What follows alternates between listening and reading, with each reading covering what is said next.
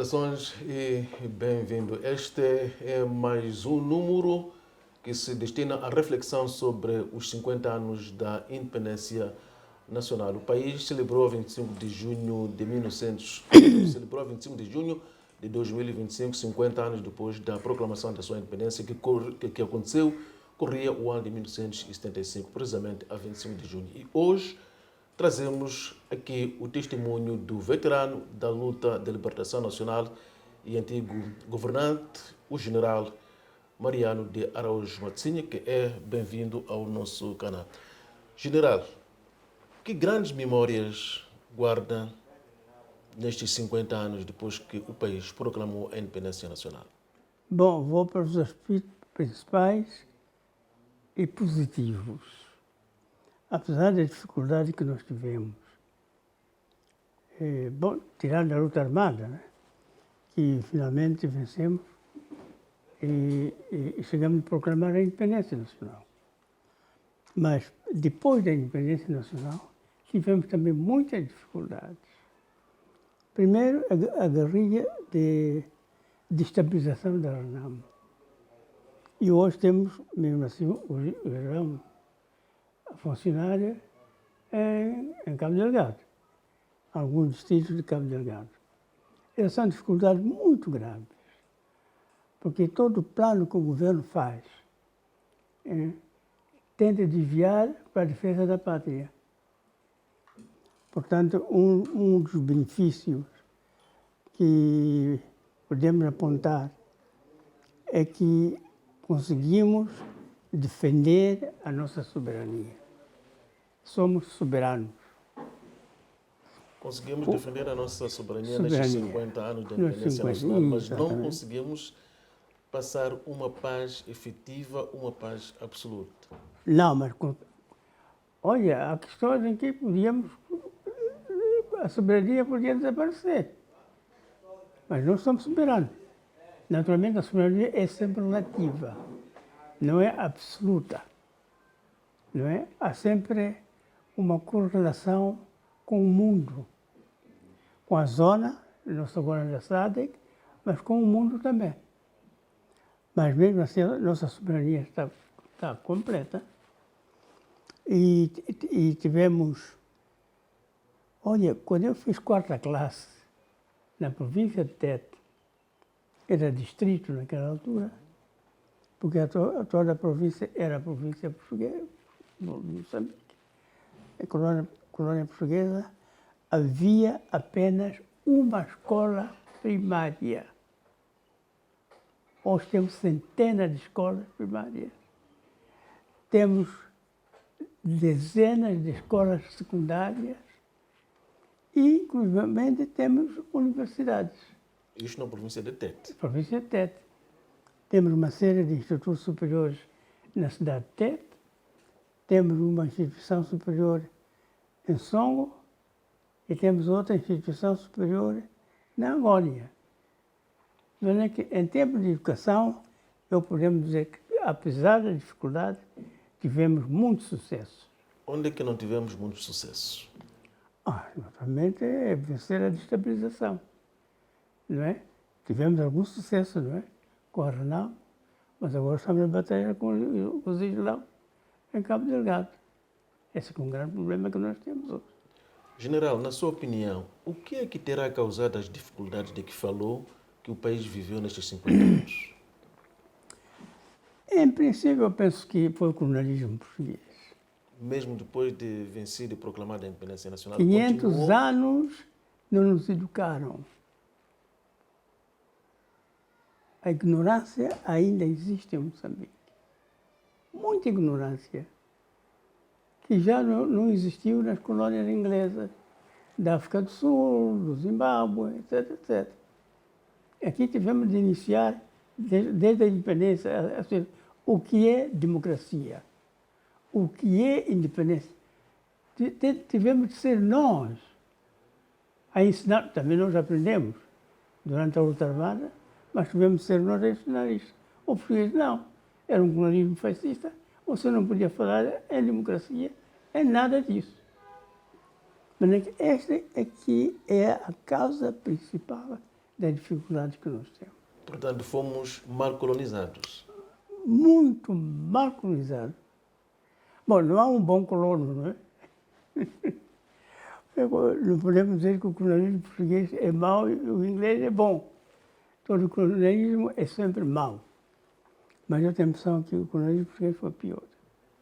50 anos depois da proclamação da independência nacional, o general Mariano Matsinha considera que quem nos colonizou já está conformado com a independência do país. Bom, ele tem de estar conformado com a independência do país. Não há hipótese do colonialismo português regressar a Moçambique. Isso é O não estar conformado não significa necessariamente regressar. Yeah. Pode não estar conformado sem precisar de regressar. Sim, quer dizer, há de haver setores em Portugal que acham que foi um erro ceder a independência àquilo que eles chamavam províncias portuguesas do ultramar. Deve haver pessoas assim, não é? Mas eu tenho a impressão que a maioria dos fregueses estão conformados com a situação. Não é? Vê-nos como um país soberano, como qualquer outro país. E havendo setores em Portugal, como admite, que não se revêem na independência de Moçambique, acha que na atualidade esses setores ainda têm alguma influência de uma ou de outra maneira em Moçambique? Podem ter. Podem ter. Podem ter. Não tenho assim factos, mas podem ter.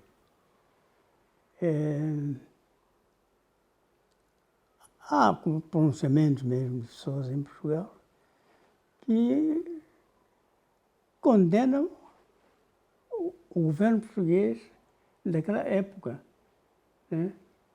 Que eles pensam que esse governo cedeu o território português. Então, mas penso que é a minoria. Né? A maioria sempre concordou com a independência nacional portuguesa. E nós nunca tivemos também uma política de hostilizar o povo português como tal. Sempre referimos ao colonialismo e ao fascismo, mas nunca ao povo português. E esses setores que não se revêem, portanto, na independência de Moçambique, terão alguma capacidade de usar moçambicanos precisamente para alcançar os seus objetivos? Isso é possível. Isso é possível. Tivemos o exemplo da Ronaldo, né? E teve os sul-africanos que o apoiaram. Não é uma questão de princípio. Nós nunca pedimos, nem podíamos pedir à África do Sul para nos apoiar para sacudir os portugueses daqui. Não é? Mas, bom, isso acontece, as pessoas vão ao fascismo pensando que o fascismo possa resolver os seus problemas em Moçambique, que é muita pena. No início da nossa conversa, o general fez questão de destacar que ia sublinhar aquilo que foi muito mais positivo nestes 50 anos. Significa que houve algo também que, na sua ótica, não foi positivo que ocorreu no país neste período. O que é que não esteve bem no país neste período? Primeiro, essa guerra de destabilização. Penso que não foi bom. Muitos planos que nós tínhamos de construção de escolas, centros de saúde, centros econômicos, não se realizaram por causa disso. Não é? Mas, felizmente, aumentamos as escolas, não paralisamos o progresso de Moçambique. Mas, isso seguramente, para um país pobre já, como Moçambique é, essas dificuldades tiveram efeito no desenvolvimento do país. O general Mariano Matsinha identifica alguns erros que podem ter sido cometidos durante o processo da edificação da nova nação. Eu costumo dizer que quem não pratica erro é ou que está morto ou não faz nada. Mas se faz alguma coisa, como ser humano, naturalmente, que pratica erro. O problema para mim não é praticar erro, é aprender dos erros que nós praticamos.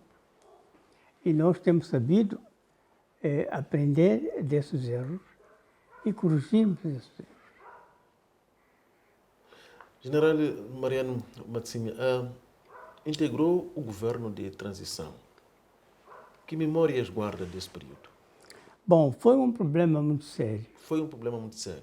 Nós nunca tínhamos dirigido um país da dimensão que Moçambique queria. É verdade que a gente dirigia as áreas libertadas, mas já para o governo moderno, digamos assim, com relações exteriores e uma série de setores da economia para dirigir, era um problema sério. Eu próprio fui nomeado ministro do Trabalho durante o período de transição e nos primeiros anos da independência nacional e realmente cometi erros graves. Nomeadamente, é que não sabia o que era Ministério do Trabalho. Então eu transformei o Ministério do Trabalho quase que num sindicato. Mas aprendemos mais tarde que não, o Ministério do Trabalho não é um sindicato. É uma instituição que, digamos assim, uma instituição que Que lida com assuntos laborais. como, Que lida com assuntos laborais. ações laborais. Também o sindicato lida com ações laborais. Mas no nosso caso é uma questão de fiscalização como Ministério do Trabalho, a fiscalização do comportamento dos trabalhadores nas empresas onde eles estão inseridos. Mas, quando nós viemos, não tínhamos assim essa instituição, era defender o trabalhador, ponto final. Se o trabalhador está errado ou não, não importa. E quais foram as consequências disso? Bom, a consequência é que muitos fugiram daqui. Né? Muitos fugiram daqui. Mas também fomos aprendendo, aquilo que estou a dizer, né? A gente erra, aprende, corrige. Isso é que nós fizemos. Portanto, pretende dizer que a fuga de quadros portugueses terá resultado de alguns erros cometidos durante a gestão? Sim. E medo também dos portugueses. Eles eram soberanos, quer dizer, soberanos. Eles eram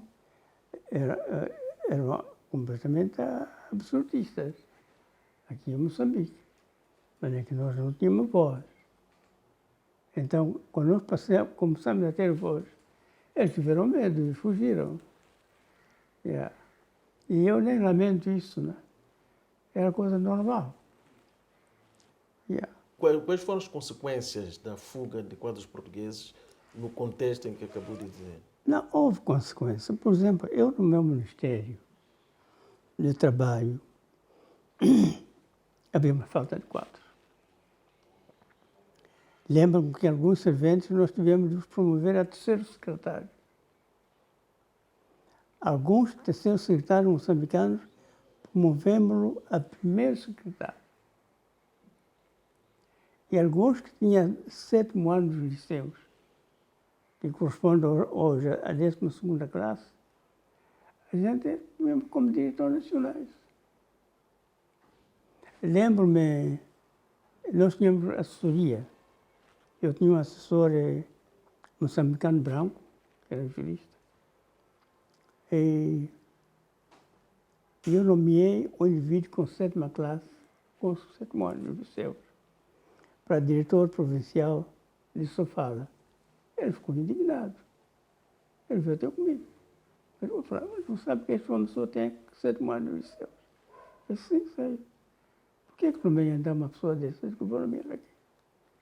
Nós não temos doutores.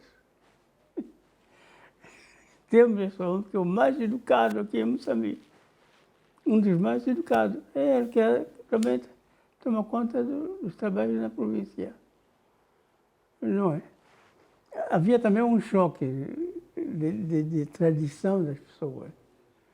Aquele meu assessor era um indivíduo que, para ser diretor provincial, tinha que ser doutor. Não é? E, bom, ele não podia falar muito quanto os ministros, mas os nossos ministros, muito poucos tinham ensino superior. Muito poucos. Eu próprio não tinha ensino superior. E muitos outros não tinham ensino superior. Mas Mas E nós tivemos coragem de apontar, porque não tínhamos alternativa, de apontar indivíduos sem curso superior para ministros. Porque nós dizíamos durante a luta armada, olha, nós não temos quadros, mas se for necessário, vamos nomear ministros analfabetos no nosso país. Isso chegou a acontecer? Bom, analfabeto completamente não é? Mas era dizer que, olha, mesmo que a gente não tivesse nenhuma pessoa que fosse ler e escrever, nós havíamos de apontar um ministro analfabeto. Ponto. Mas, Trabalhamos, hoje o Conselho de Ministros é feito por pessoas superiores. Todos eles têm um curso superior. Mas em 65 era muito pouco moçambicanos que tinham um curso superior. Sabe? Mas o que se designa de erros do processo de governação durante o período de transição não se limitou apenas à área que dirigia, à área de trabalho. Pode partilhar as suas memórias em relação ao contexto geral do processo de transição do país? Não, quer dizer, realmente houve um grande esforço. E um grande esforço de aprender. Por exemplo, nós tínhamos aqui tanzanianos, tínhamos até para protocolo, tínhamos aqui zambianos a ensinar-nos como fazer o protocolo, com as minhas experiências. E tivemos cubanos, tivemos russos, soviéticos, e tivemos da RDA, alemães. Eu tinha no Ministério do Trabalho, mais tarde vieram no Ministério do Trabalho, cubanos. E no Ministério do Interior tínhamos o RDA e cubanos também. Mas é que hoje não há nada disso, né? Os assessores são todos moçambicanos. Mas naquela altura eram estrangeiros com experiência que vinham assessorar a dirigir um país com as exigências que lhe mandava. Quando se concluiu o processo, portanto, de transição, a governação, portanto, o governo de transição, assumiram que haviam, portanto, cumprido na íntegra o papel que lhes foi confiado ou nem por isso?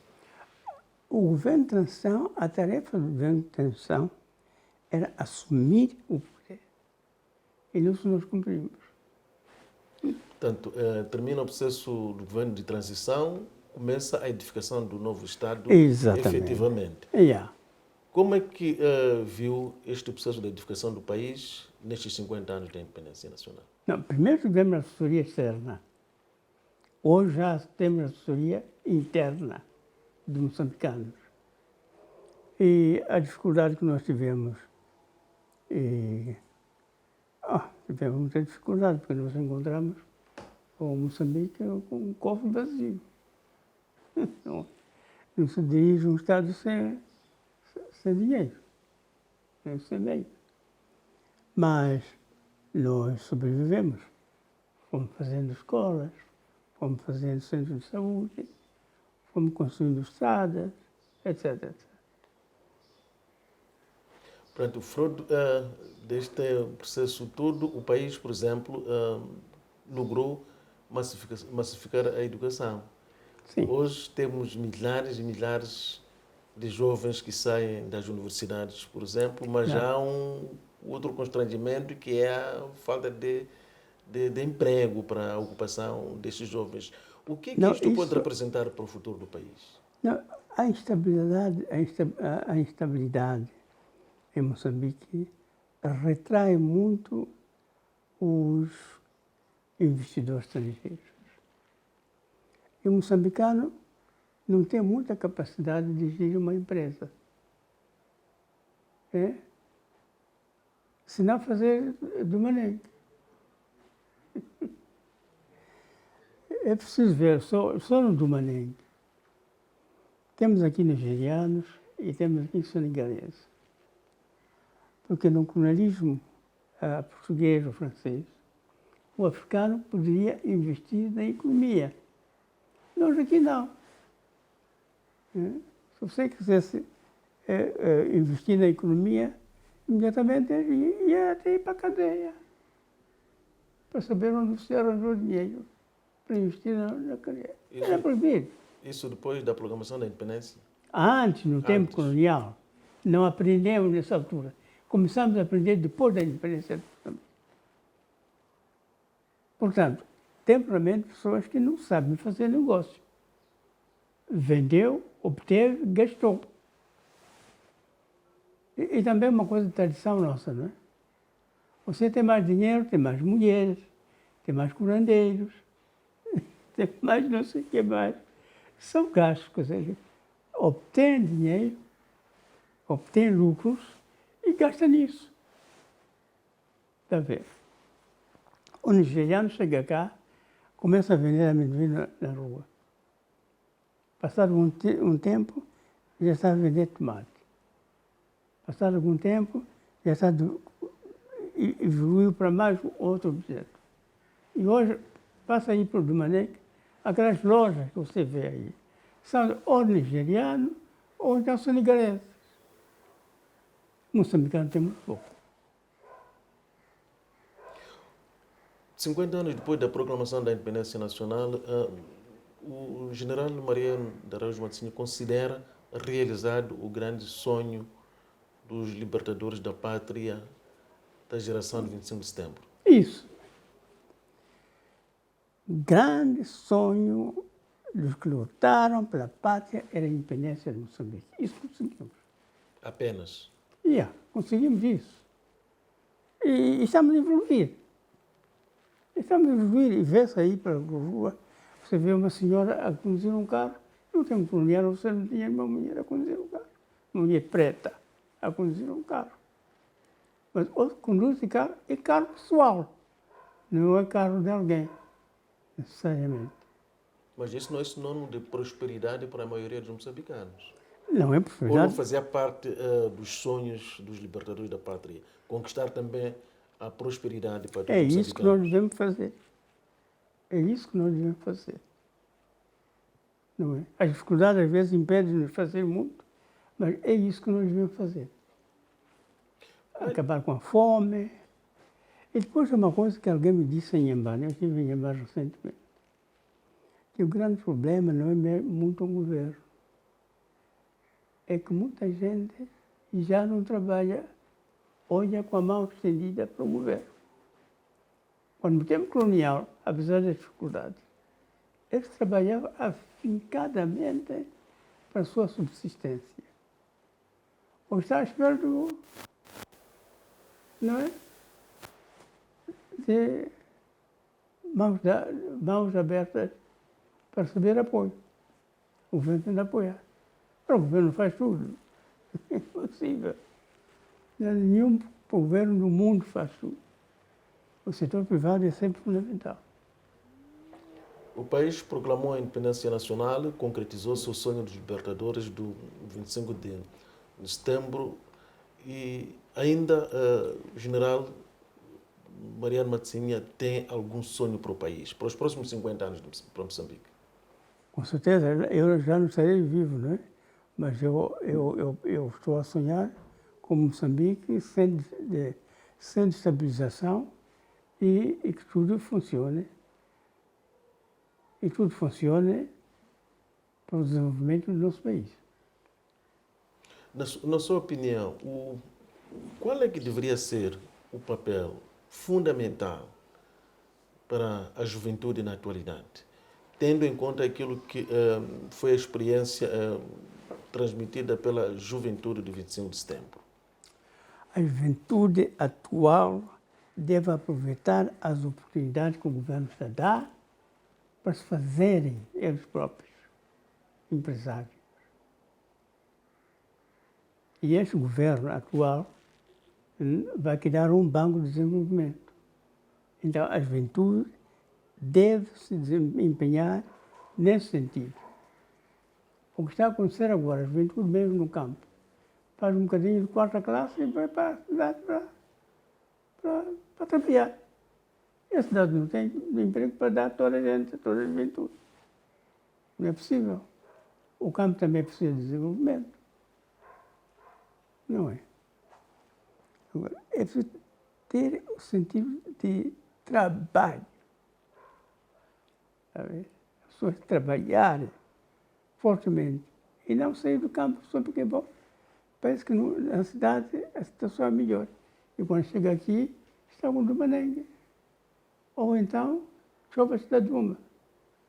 E não consegue ir para lá. Há algumas correntes críticas que acham que no seio da juventude já não se nota aqueles valores patrióticos que nortearam, por exemplo, a vossa geração. Isso é verdade. É verdade. Qual será a causa disso? As Ou quais condições. serão as causas? As condições. As condições. As nossas condições eram muito duras. Quando a gente português era muito duro. Então chegámos numa altura que disseram assim, vale a pena morrer do que viver no colonialismo. Independência nacional, esse aspecto desapareceu.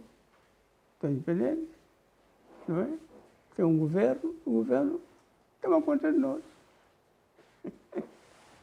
Quando o governo deve criar condições, não deve ir para... Tentamos fazer isso. Loja do povo, etc, etc. E foi um fracasso. Não conseguimos. Nem tínhamos quadro para isso. Cooperativas, tentamos fazer, algumas agora, mas mesmo assim, queríamos espalhar cooperativas por todo o país. Mas essa ideia também não funcionou. A questão de cooperativa não basta pôr 3, 4, 5 camponeses juntos a cultivo aqui. Tem um contabilista. Contabilista é um sujeito que sabe fazer matemática. Se não sabe fazer matemática, nem sabe somar, como que ele vai ser contabilista da empresa? Outras vozes críticas referem-se à ausência no país de espírito de inclusão. E essas vozes fundamentam que, por exemplo, quando não se pertence a um determinado partido, fica vedado o acesso a oportunidades de realizar alguma Isso é um prosperidade. defeito. É um Isso defeito. É um defeito. O que é que gera esse defeito? Porque Moçambique é para todos, não é? Não é para o mesmo partido Frelimo, ou partido Renamo, ou partido não sei o quê. É para todos. Quando há eleições, por exemplo, se alguém ganha as eleições, é presidente da República. É presidente da República para todos. E não é só para o seu partido. Está a ver? Portanto, isso é um defeito que temos de... Há outro defeito ainda aí. A terra é do Estado, mas já muitos a vender a terra, até a publicitar na imprensa. Tenho terra aqui, vendo, portanto, é proibido. A terra é do Estado. Não é? Só pode vender infraestrutura. Está previsto na lei. Se você tem um terreno, tem infraestrutura, o Estado quer fazer passar lá uma estrada, tem de pagar indemnização pela estrutura, não pelo terreno. Mas hoje em dia as pessoas estão a vender os terrenos. Isso é um erro. Qual é a sua visão sobre a justiça social em Moçambique, nestes 50 anos? Está-se a fazer um grande esforço. Está-se a fazer um grande esforço. Está-se a fazer um grande esforço. E não há meio suficiente para satisfazer a todos. É. Mas está-se a fazer um grande esforço. Mas estamos a conseguir partilhar por todos, dividir por todos o pouco que há? Em princípio, é para todo o povo, independentemente do partido político a que pertence. Se não está a acontecer isso, é uma irregularidade. O general identifica alguma ameaça à unidade nacional, que foi uma das grandes conquistas do país, mesmo antes da proclamação da independência nacional? Não tanto, Não tanto. mas é uma batalha constante. Não podemos dormir pensando que a unidade nacional vai cair do céu. Nós devemos, todos os dias, batalhar para a unidade nacional. E todos os partidos, é Renamo, é UDM, é não sei que partido, todos devem batalhar. É uma agenda comum de todos os partidos batalhar para a unidade nacional. Não pode ser tarefa de um único partido. Não é? Frelimo que faça, não. Todos nós devemos batalhar pela unidade nacional. A pessoa sentir que é moçambicano. E outra coisa também que eu gostaria de acrescentar aqui, nas nossas escolas, inicialmente havia educação política, com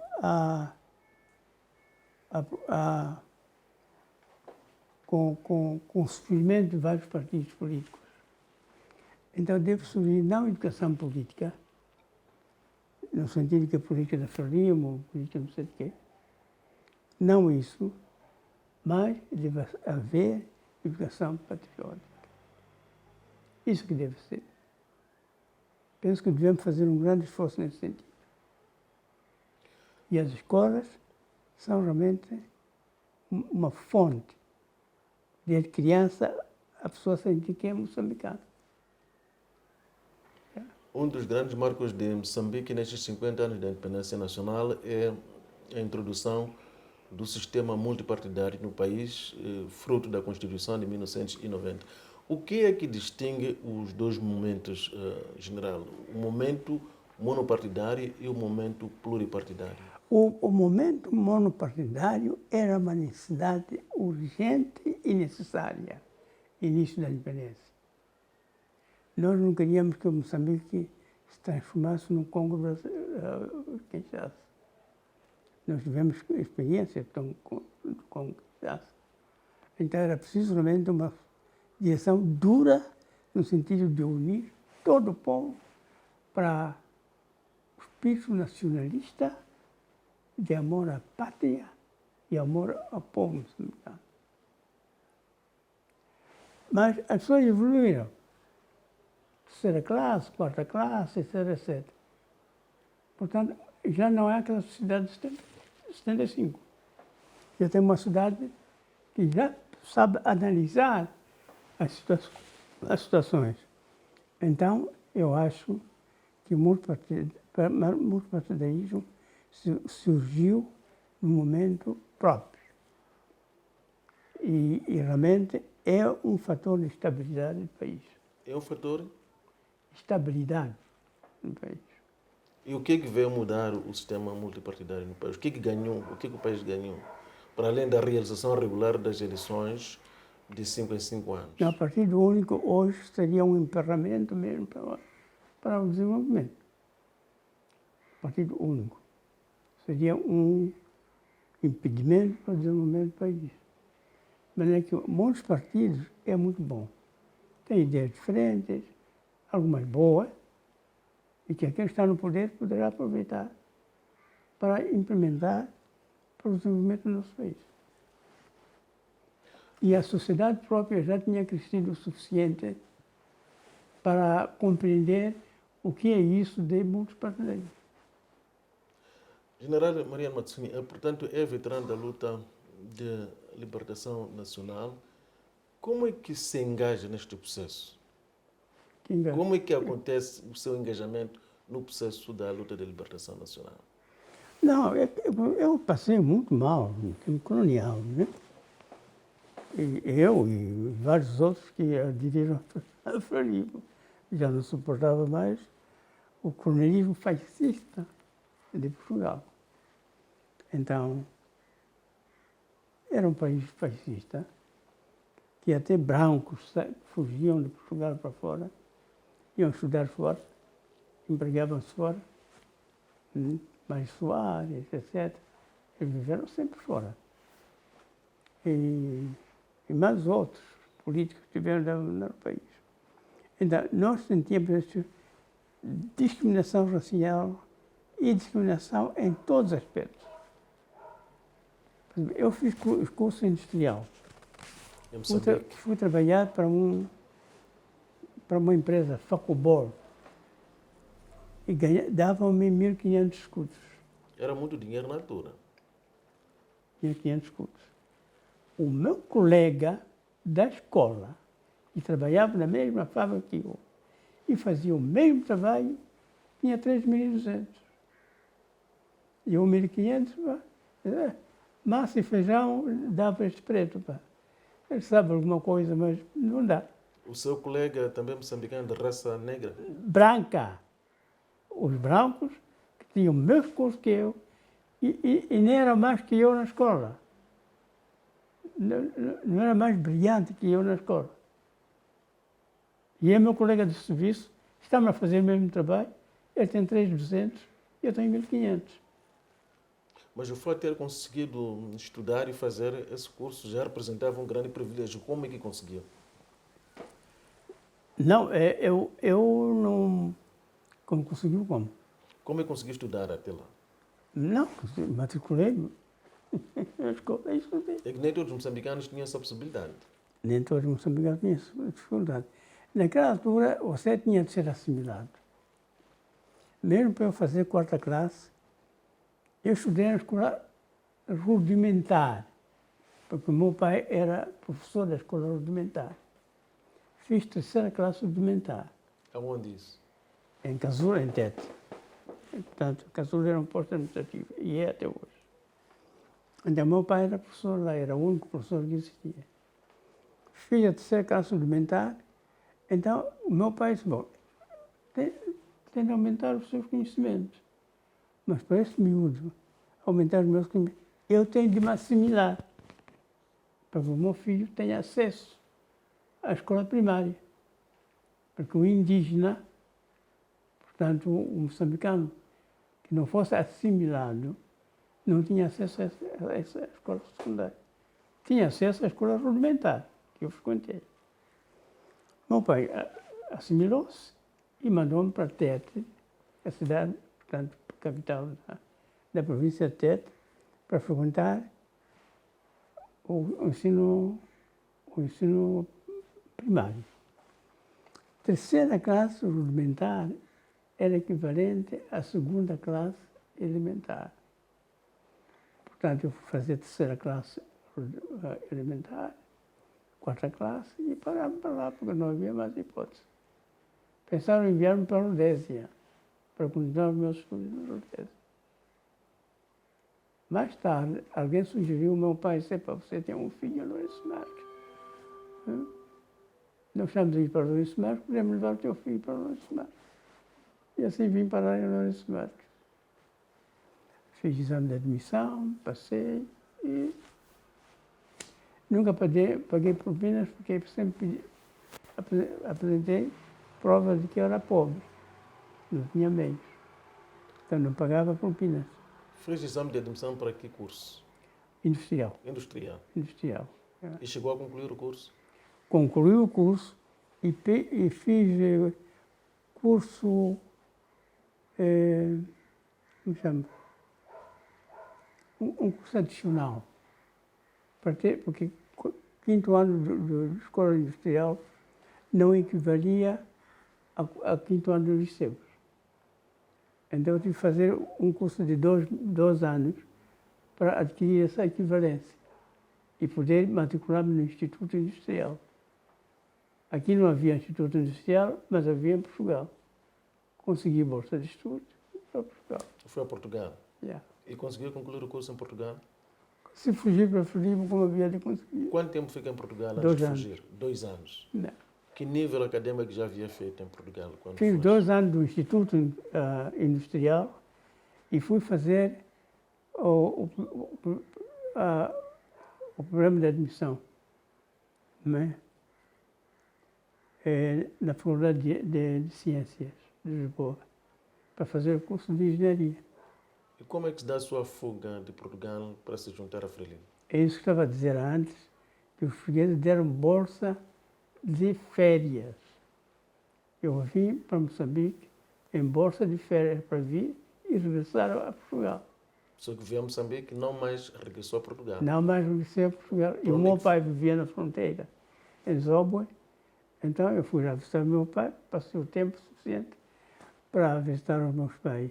Quando chegou a altura, então, pimba, para Marrocos. Chegou a se despedir dos pais? Sim. Da minha mãe foi 2 dias antes. Porque eu sabia que a minha mãe não andava muito satisfeita com o filho em Portugal. tinha as suas razões. Mas para o meu pai foi mesmo na véspera, porque ele era capaz de, pensei, que ele era capaz de resistir. Mas ele não resistiu. Sabe, você está adulto, pá, sabe o que está a fazer. Portanto, a sua fuga para se juntar à luta de libertação nacional dá-se usando a via Malau. Malau. Quanto tempo fica em Malau? Cheguei a Malau em julho. E fiquei por causa das dificuldades da Frelimo. Depois do Congresso, então apareci no Malau até fim de janeiro de 63. Depois daí é que parti para Dar es Salaam. Consegue chegar a Dar es Salaam ainda em 1963? 63, princípio, 31 de janeiro de 63. Quando chega a Dar es Salaam, qual foi a primeira missão que lhe foi confiada? Bom, primeiro fui posto num campo de refugiados. Mas mais tarde colocaram-me como assistente na administração da Frelimo. Não era chefe da administração, mas era assistente. Mas parece que teve também a oportunidade de fazer alguns cursos. Bom, fiz o curso na União Soviética, 6 meses, e depois fui fazer curso de guerrilha na Tingueia. E chegou a ser representante da Frelimo na Zâmbia. Exato. Como é que foi? Muito bom, quer dizer. Aí nós fomos lá enquanto os ingleses ainda estavam lá. Mas o governo é dirigido por... Quer dizer, era um período de transição. O governo era dirigido por Kaunda como primeiro-ministro. E a minha tarefa principal era de manter boas relações com o UNIP. O partido não podia nessa altura. Boas relações com o UNIP e com o governo, para permitir que nós pudéssemos usar o território zambiano para nossas atividades guerrilheiras na província de Tete. E enquanto esteve na Zâmbia, chegou a receber alguns moçambicanos que... Oh, muitos moçambicanos. General Mariano Matsinha, a Frelimo, enquanto lutava, portanto, pela libertação do país, chegou a passar por uma situação de alguma crise na Tanzânia. O que é que terá acontecido efetivamente? Bom, nós tínhamos lá, a crise foi que isso, os portugueses têm culpa nisso, não? Depois do primeiro congresso da Frelimo, os mais velhos já velhotes. Então pensava que a Frelimo não era um movimento de educação, mas era um movimento de beneficência. Devia lutar para sustentar os velhos. Aí a contradição. Os mais velhos moçambicanos. Moçambicanos. Trabalhavam lá. Lembra-se de alguns nomes? A minha memória já não é muito grande. Só lembro do Cavandame, mas Cavandame não trabalhava em Tanzânia. Cavandame era do interior. E os outros nomes já não me acordo.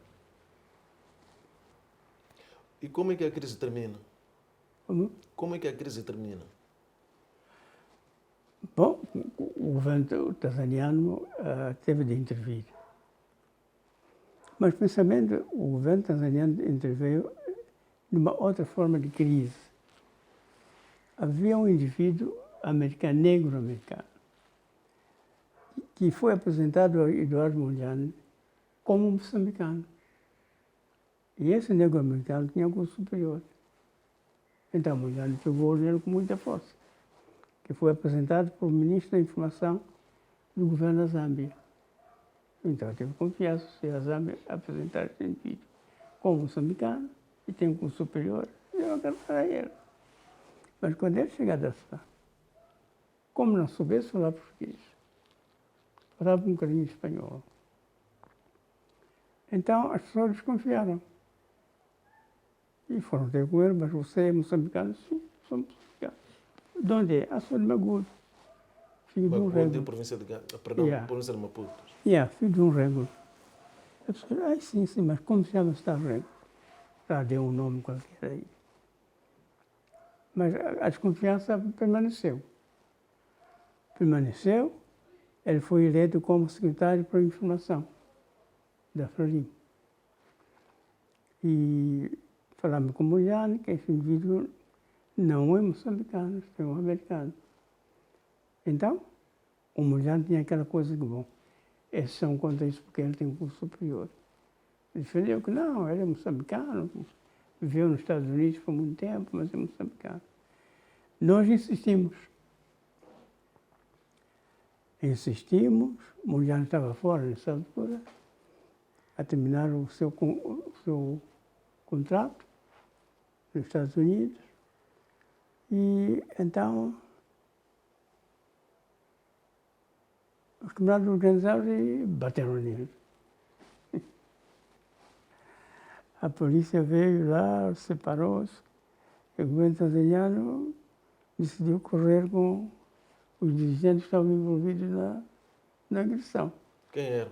O secretário-geral, Mabunda. O vice-secretário-geral era Gumani. O secretário para a Defesa é João Munguambi, que está cá em Maputo. Hein? E mais outros. Então, ficou ele, o tal americano. E era americano mesmo. E quando o Mojane vem, nós falamos com ele, esse homem não é moçambicano. É moçambicano, sim. Fomos apresentados como moçambicano, não é. Então, o que é que faz o Mojane?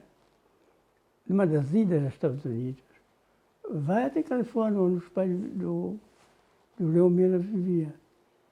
Foi até Califórnia, conseguiu o endereço, foi até com ela e falou com ela, olha, o seu filho está em Dar es Salaam. Eu sei que está em Dar es Salaam. Ele é membro da direção da Frelimo. Eu também sei disso. Mas vocês são moçambicanos? Não sei. Eu só sei que estava no México, do México vim para cá. Agora, se eu vim de Moçambique, de Angola, ou não sei o quê, só sei que os meus avós vieram de lá. Não é? E eram africanos, vieram como escravos. Mas eu sou americano agora, para meu filho é americano. Agora, vocês aceitaram como moçambicano, aí ele está lá convosco. Portanto, era um infiltrado no seio da Frelimo. Da CIA. Quem é que a infiltrado da CIA? Não houve uma infiltração consciente. Inconsciente. Inconsciente. O diretor, o ministro da Informação da Zâmbia, conheceu-o e ele apresentou-se como moçambicano e tinha curso superior. Então, esse ministro da Informação apresenta ao Mojane, que está aqui um moçambicano, tem curso superior, etc. Eles deviam aproveitá-lo. E foi assim que ele foi admitido na Frelimo. E como é que termina este episódio deste americano infiltrado da CIA? Não, mas já depois de ter visitado os pais e sabido que ele não era moçambicano, mas era americano, então chamou e correu com ele. Pronto, por cima, a partir de agora, rua, fora de Moçambique. Mas isto desestabilizou um pouco a frente. Não teve nenhum efeito na frente. Ele não era um indivíduo querido. Não era um indivíduo querido. Não era um indivíduo querido. Mas não foi apenas esta crise pela qual a frente passou enquanto decorria a luta armada. Houve também outras situações que atingiram, por exemplo, o Instituto da Frelimo na Tanzânia. O que é que efetivamente aconteceu? Alguns moçambicanos oportunistas, sobretudo o padre Coenjeda, contactou os miúdos, os nossos estudantes no Instituto, dizendo que eles não deviam ir à luta armada, porque nós, a princípio, estudam para ir à luta armada. Eu precisava do comandante, que soubesse ler e escrever, etc. Eu disse, não, você não deve ir para lutar nada. E depois daqui você deve ir para fora, para universidades, em outros países. Então os miúdos diziam isso, não queriam já ir lutar. Então houve uma crise. E, felizmente, o engenheiro foi expulso, Templeton foi expulso, e outros também. O governo tanzaniano, às vezes, intervinha a favor da unidade no seio da Frelimo. E essa é a crise. Outra crise também que surgiu foi quando nós, no interior, dizíamos que a guerra que nós estávamos a fazer era a guerra de guerrilha, que é diferente de uma guerra de confrontação. E alguns velhos não concordavam. Queriam uma guerra de afronta, libertar Cabo Delgado e proclamar Cabo Delgado independente. Acabou. E juntar-se à Tanzânia como uma província de Tanzânia. Então era essa contradição. Nós temos, não. Cabo Delgado e Moçambique. Nós estamos a lutar não só em Cabo Delgado, estamos a lutar em Nhassa. Estávamos a lutar na Zambésia, agora estamos a lutar em Tete e vamos avançar até Lourenço Marques, para a independência de todo Moçambique. Não é parte de Moçambique. Então essa tradição também. E outra coisa que nos dividia, integração da mulher. Os velhos não viam bem essa coisa das mulheres intervir. É engraçado. A intervenção da mulher moçambicana foram as próprias meninas que pediram para integrar a guerrilha. Tá vendo? E começaram a integrar a guerrilha. Treinavam, faziam emboscadas e tudo isso. Mas não estava ainda formalizado. Eram emboscadas bem-sucedidas? Como? Eram emboscadas bem-sucedidas que Oh, a sim, classe sim, feminina sim. fazia? Normalmente as nossas emboscadas eram bem-sucedidas. A guerrilha o que é? Você espera um minuto, depois sai, desaparece. Parece se organizar e perseguir, você já desapareceu. Não havia muitas baixas do nosso lado. General Mariano de Araújo Matsinha, um dos grandes marcos e pela negativa que o país registra nestes 50 anos foi a morte trágica do presidente Samora Machel. O que é que o general fazia nessa altura quando morreu? Qual é a pasta que ocupava? Eu era dirigente de Nhassa, Da província do Niassa. mas fosse governador e primeiro secretário ao mesmo tempo. Chamava-se dirigente. Diferente do governador. O governador dirigia o Estado na província. Não dirigia o partido. A parte que o dirigente dirigia o Estado e o partido. Ainda fiquei 2 anos em Nhassa. Considera, na sua ótica, esclarecida a circunstância em que o presidente Samora Machel encontra a morte? Bom, houve uma comissão, né? Integrada por nós, mas estavam lá sul-africanos, estavam os soviéticos. E nós pensamos que os sul-africanos fizeram isso. O avião foi desviado da rota por um aparelho aeroportuário colocado na fronteira da África do Sul com Moçambique e numa zona montanhosa. E eles estudaram as aterragens que nós fazíamos em Maputo.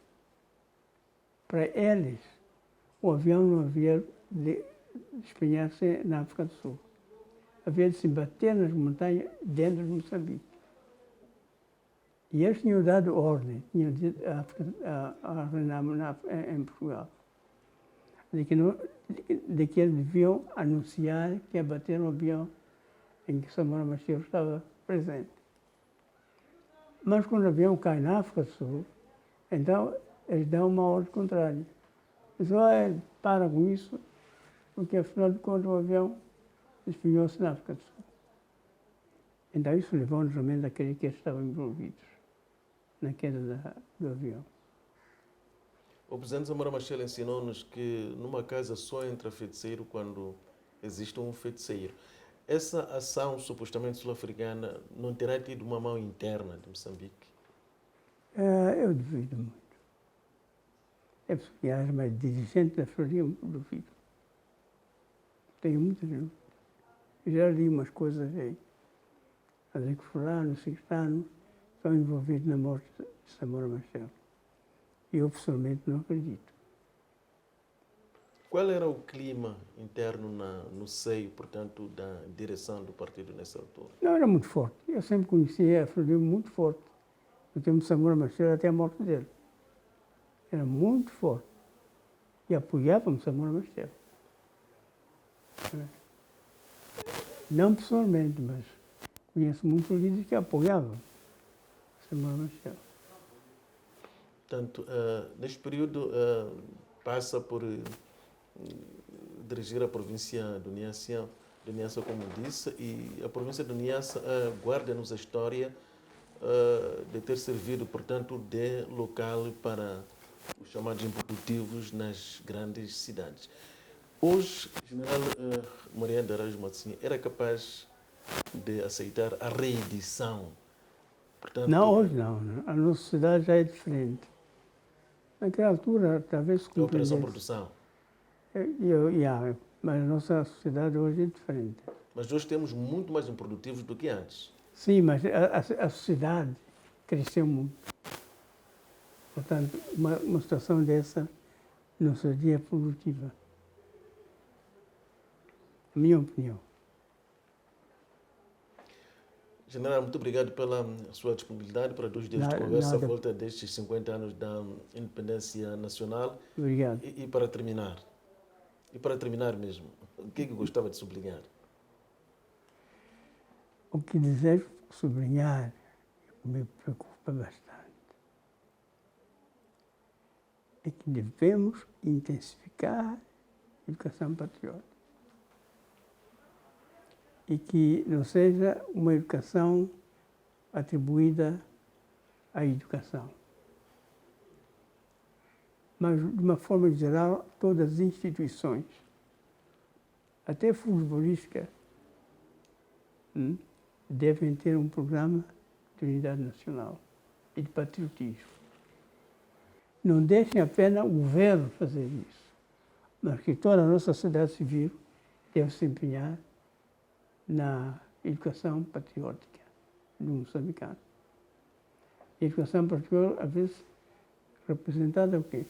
Por esse ato simples, mas que tem um grande significado. O general Mariano de Araújo Matsinha, veterano da luta de libertação nacional, antigo dirigente, foi nosso convidado para este espaço de reflexão sobre os 50 anos da independência nacional, proclamada a 25 de junho de 1975. Obrigado pela preferência e fique bem.